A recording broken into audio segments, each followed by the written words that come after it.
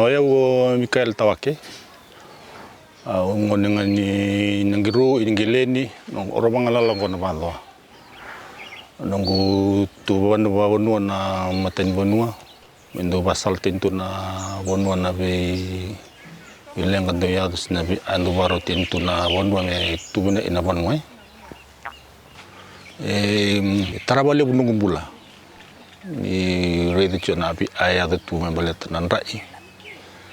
Eu telanga mo ready do na rai bo membalet nan rai bisau. Saya baru ni da abo ya membalet nan nunggu mo ya bula sena nunggu matubu wale ba or.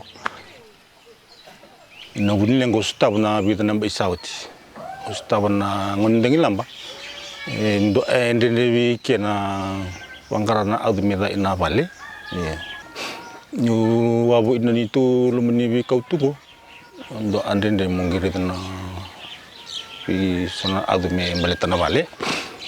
Sangan nanu mamu budi ni sana tini adu libare bi kau. Nunggu bi bula kita mendo nunggu singa. Na libangara nunggu ite.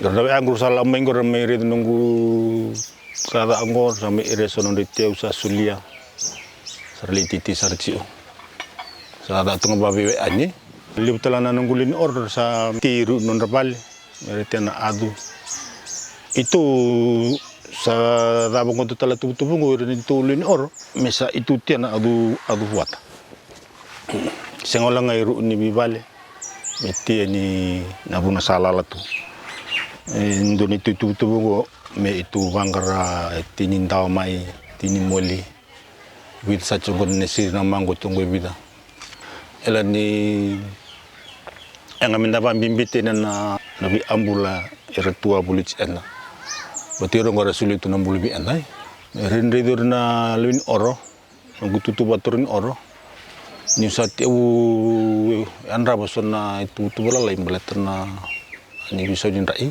nunggu basal ngabe edana leu ni bono ibici eroni nda tubata minda labeta da na batengin ni ande umbul andana sini lomana ena sing telangan lomani enda